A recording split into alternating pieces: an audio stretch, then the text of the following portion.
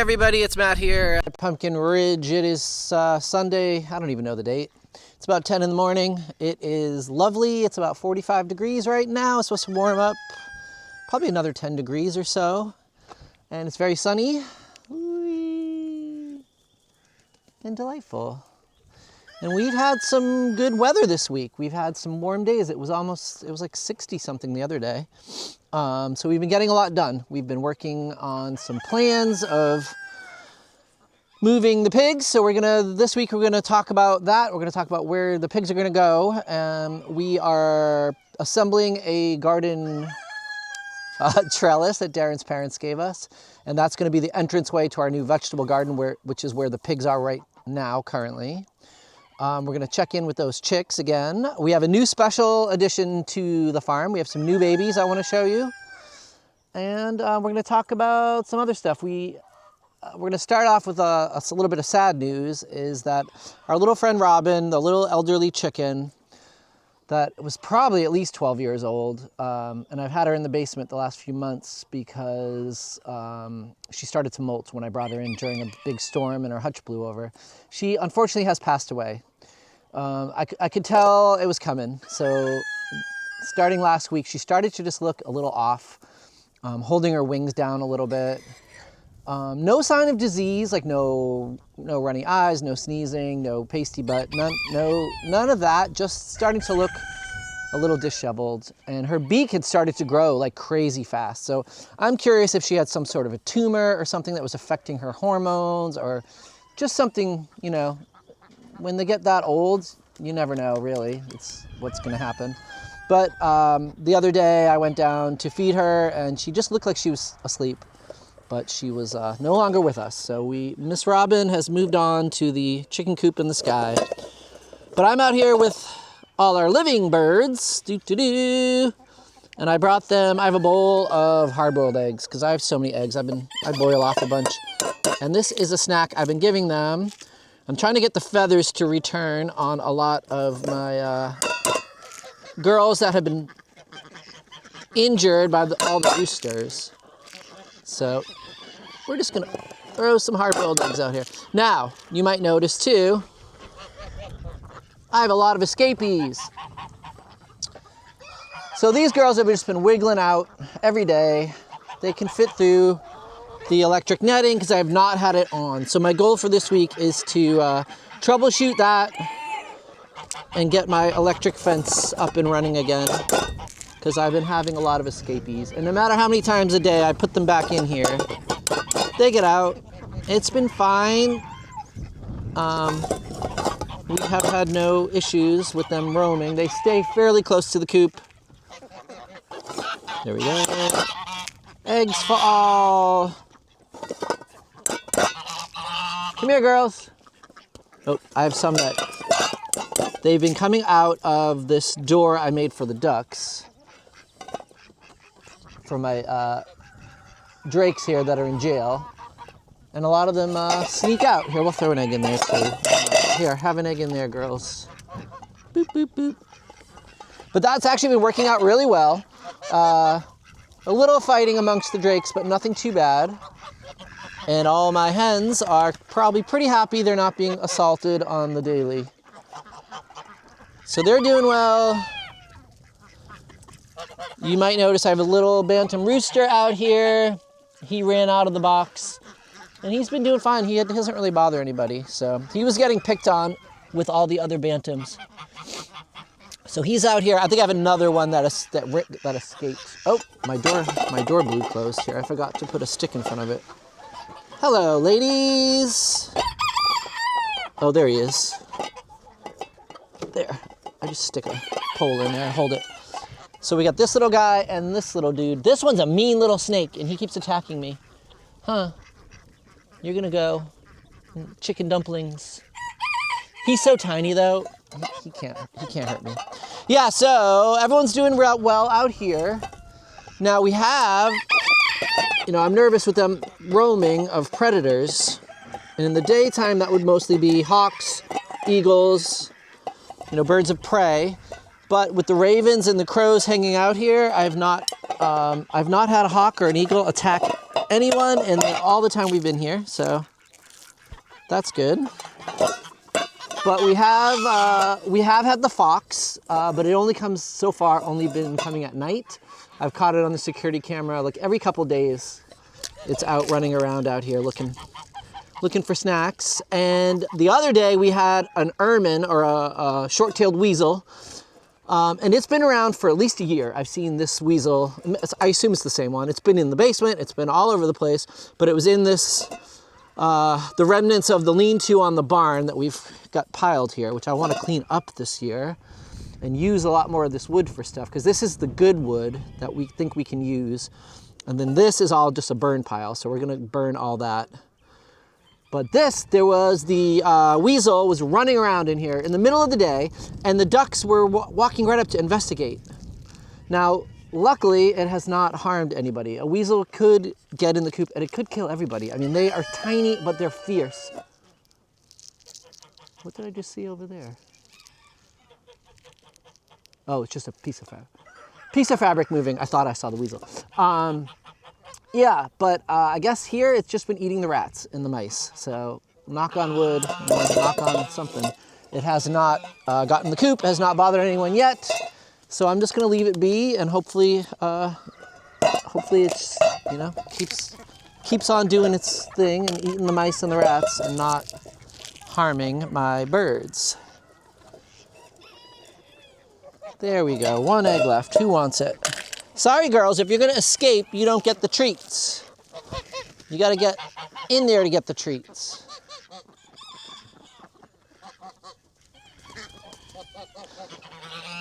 I have also turned on my incubator, and I've been researching about incubating the goose eggs, so I think I'm gonna end up putting some of those goose eggs in the incubator today. Maybe a few runner duck eggs as well to fill up the extra space. And we'll see how that goes. But yeah, come along and see. We are gonna be doing a little bit of gardening stuff, putting together a trellis, and we are gonna check on those chicks and see how big they've grown, and check out our new babies that are just got yesterday. And yeah, so come along and have fun on our lovely, lovely spring day. So I'm standing out here on the road. There's the birds, there's the barn, there's our sadly little collapsed barn, and there's our sad needs work garage. Here we have, put my bowl down, we have this field here that is a little bit wet on this end. You can see there's like a little dip that comes down, a little bit of water. And this is the spot where I have decided I'm moving the pigs. I was originally gonna move them out into the field, but I just feel like that's too far. I really like having them close. They're really fun and they're really sweet. And this way the hose will reach them. It'll be much easier, and I can feed them. I can still interact with them, and it will move them from where they are, because where they are now is where we're putting the vegetable garden. So this spot, we are gonna fence this in, and this is gonna take a few weeks because we have to get some more supplies, and I wanna make it fairly big. I want it at least twice as big as what they're in now, because I would love them to be able to have some room to run and have the zoomies. So we're gonna fence this whole area up past these bushes here. I think these are dogwoods. We've got a willow tree here. I don't know if I'm gonna include the willow tree in the fence or put the fence on this side of the willow tree. Not 100% sure. I've been trimming some branches. That's another thing I've been doing, is I got a mini chainsaw from my dad for Christmas, and it's like a real small little handheld one. It's been awesome. I just come out and just trim branches, and I've been cleaning up around the apple trees and trimming dead limbs and taking advantage of this spring weather to get a lot done. So as you can see, the pigs are right over here on the other side of the garage. So my plan is to build the pen and then lure them over with some food. It seems pretty simple. They're pretty docile pigs, and they're very, personable. So I think they'll just follow us right across to get into their new area. And I would really like to make this whole area just for the pigs. And they'll root this all up and get it all nice. And then maybe next year, this could be a field we could, plant pumpkins in or something. And eventually, this might be a spot we're considering for putting in a little pond, because it's already a low spot and a little bit of a wet spot. So we might put a pond here eventually, but I think for this season, this is going to be the pig yard. So they'll have, you know, this, I would like to make it as big as possible. So we'll see if I can get how far back I'll put it. But I would love to give them a really big area. And then we can just drag their house over from there with the tractor and move it up to the high spot up here where it will be dry. And give them some more space so they can, you know, have a better life than they're having right now. And then they'll work all this in and root this, and maybe next year this can be a spot where we'll grow some squashes, pumpkins, that kind of stuff. So that's the plan for the pigs. And then up where they are now is where the vegetable garden is gonna go, and we're gonna install our arbor, which is gonna be the entrance eventually to the eventual garden that's gonna be there. So that's on the agenda for today. Hey, it's Darren. Remember me? So I'm outside in the dooryard, and I am working on this project here. So this is a arbor that my mom gave us, and what we're going to do with the arbor is put it as the new entrance to the gardens that we're going to put where the pigs are. So here is where the pigs are, and you can see they're very happily snoozing in the sun. Hello, piggy. And so the doorway is going to go here, I believe, and it's going to be an arbor entrance to the gardens, and we're going to replace this fencing with a different fence. So that's the task. Part of our project is to get rid of this pile, get rid of similar piles that are in the yard. And yeah, so that's my task today. I'm going to start by sanding off all of the old weathering. And I'm considering taking it apart, but I really don't want to go through that much work.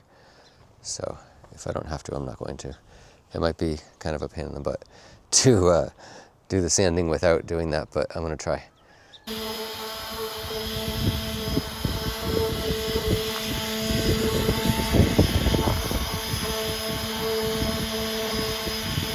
Okay, so it's the next day, and I'm done sanding all of these pieces. So as you can see, most of the old weathering has been removed. So now my task is to figure out which of these different products I'm going to use. We already decided not to use that one because we don't really want to add too much color to it.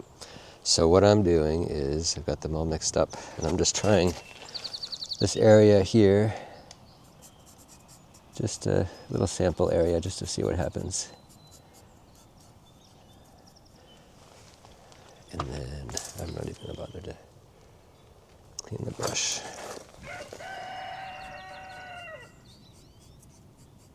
I think this second one is going to be a lot clearer anyway. So what we really want is just something that is going to protect it and not really stain it. So this first one seems like it has more stain in it. So I'll let those dry and we'll see what happens. All right. Okay, I'm here with Matt, and we're gonna look at the two samples I put down.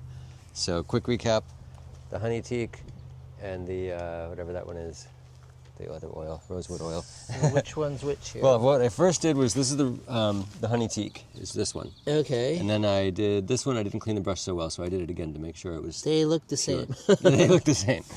Yeah. So I'm thinking of just going with this one because it's partly used already. Yeah. And the other one's brand new. Not that it makes a huge difference, but... Yeah, use it up. Yeah, that looks fine. It doesn't even look like it's really tinted. It's just... I think that one has less, because that's called transparent cedar. Yeah, I like it. So let's go with that. That'll be good. Cool. All right. Yay! Painting montage coming up.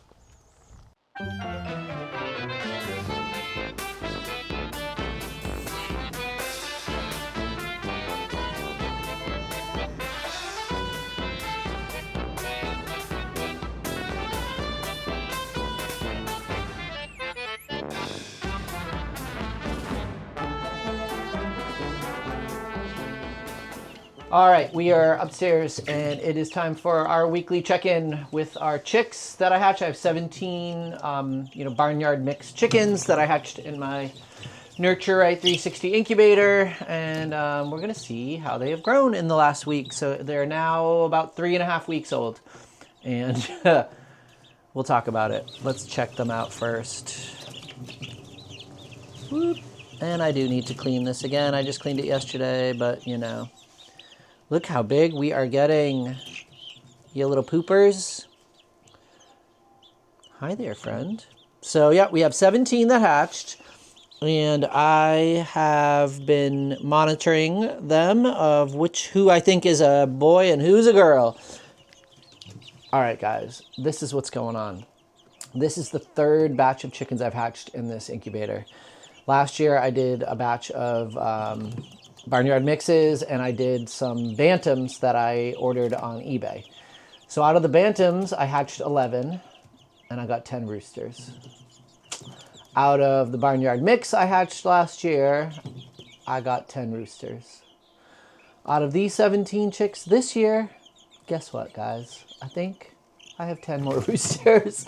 And I think I have 7 hens. I have 17. So let's take a peek. We've got, obviously, white. Oop. The two. Oh, we're jumping out. We're jumping out. Okay. Oh, my gosh. Get in there. Well, this one I think is a girl. Hello, lady. So yeah, so the two white ones, I'm gonna put the cover back a little bit because they're leaping out of here.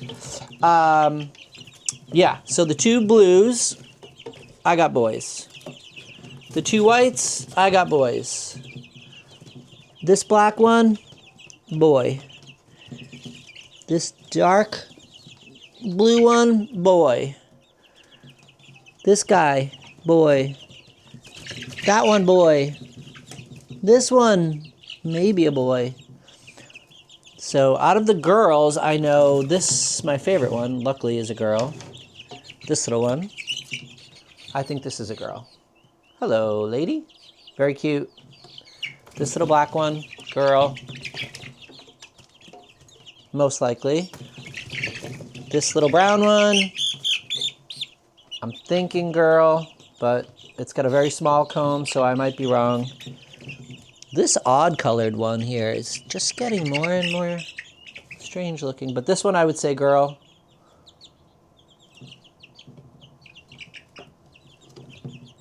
And there's another brown one that I think is a girl. So this one here, girl, I would say. So I think I have 7 girls and 10 boys as of now. Could possibly be 11 boys, but we will see. But they're doing well. They're growing.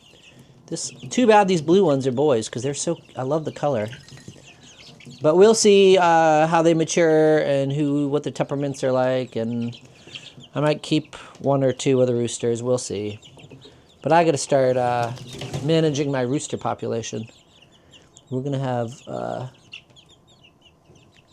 big soup party, I think, barbecue. I can also give them, there are people around that like to have the roosters to help with the ticks, and I might use some free ranging for helping with ticks. And speaking of helping with ticks, I have a surprise because I went to the feed store the other day and I got some new babies. So we're gonna check out our new babies, which they say help with ticks. We'll see. Now, this is the second time I've raised these. Years and years ago at our old property, I had some. They were super loud and obnoxious, but really weird and fun, and I really enjoyed them. We were just always afraid that neighbors would complain about the noise. But we're trying it again. We have plenty of land, and nobody's going to complain about the noise here. But we do have a terrible tick situation. Last summer, it was disgusting. Ticks everywhere. So we're going to try. I've been letting the birds free range and stuff to help with it. But I got some new babies. Let's check them out. They're so cute. Hey, little friends. And if you know, you know. Does anyone know what these are? These are not chickens, friends. These are guinea fowl. I have 6 guinea fowl keets. So baby guinea fowl are called keets. And I'm going to pick one up. They're very wiggly little guys. Oh, hello. But look at that. Look at the little stripes. I mean, just so cute. Aren't you so cute? Now, guineas are from Africa, but they do well in cold climates. They'll be fine. A lot of people up here in Maine raise them, but they are quite loud and they are quite stupid and they are quite crazy, but I just find them super entertaining. And when they mature, they are kind of shaped like a football, and they have a little bald head with like a fin on the top.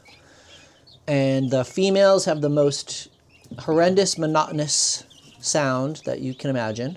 And the males have a crazy screaming sound. So that'll be delightful.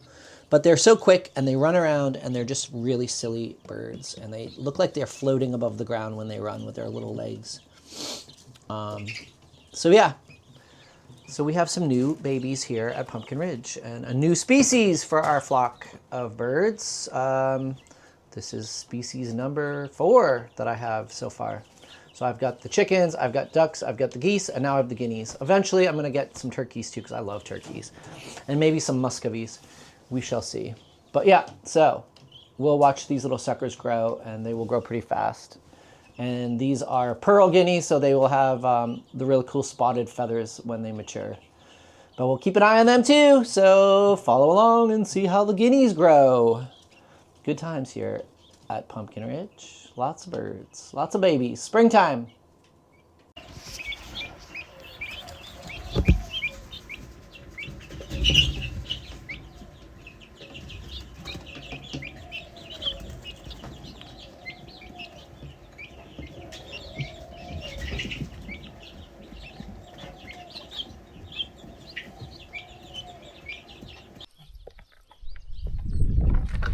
All right, we are out here by the pig pen in our future garden, and Darren has been amazing, and he has been getting this trellis put together. So let's take a look. I finished painting it, it's dry, and I put the legs on. Found the parts that Reggie gave me. Woo, woo. And, dug the holes. Sweet. So the back holes are 2 inches deeper than the front holes. So this is actually the first test. All right, let's see how it looks.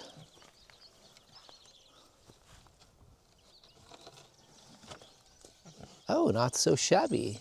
It's nice and tall. But not too tall. It's straight front and back too. We need to get the level out here and all that, yeah. but it's a little higher in the front than in the back. It looks to be, but I don't know if we. Well, I mean, it's just by eye. If it's only an inch. It's not a big deal, but I do want it to be as, Well, we can plumb as possible. I'm just backing up so I can see it better.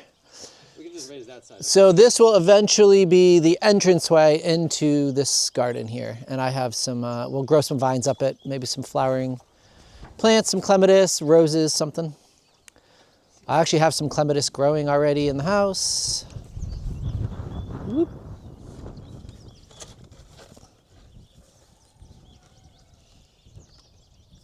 All right. That looks good front to back too. So we need to get like a board to attach them so we can hold it up before we put the top on. Now this one's higher in the back. All right. So yeah, this is our project for today, is to try to figure this out. Try to figure out how to get the top on once these are... Yeah, the top is heavy. We might have to get the tractor out here to do it. Or do we try to put the top on and then... I think it'd be too hard to lift with the top on. Yeah, that's true. All right, we got some things to figure out. What do you think, ladies?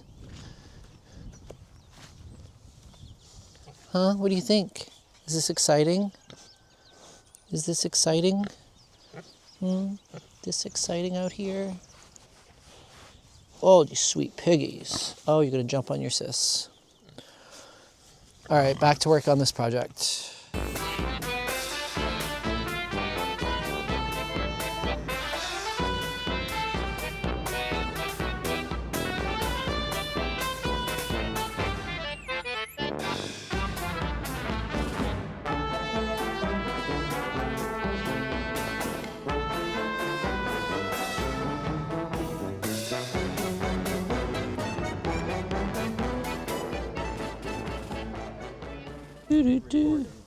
Recording.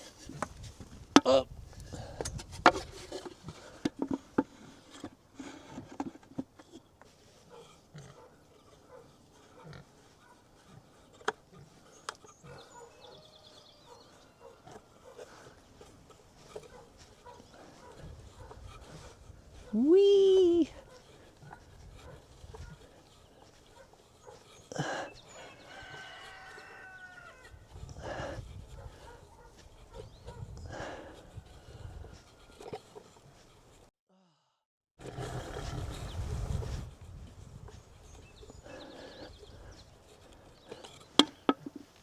I didn't get the top one in because I can't reach it. Ah, all right. Put out the last of my bluebird houses. This is number 7. So last year I put up 6, and out of the 6 I put up last year, I had 4 nests in them. And then we put up this one on our new Arbor. Arbor. So, I think that's it for today. Yep. We got our arbor up, we got our birdhouse up, and we got more things to do. Places to plant things. But thanks again for tuning in to another episode of Life on Pumpkin Ridge. Don't forget to hit that like button, subscribe, share, and comment. And we'll see you guys next week. Bye.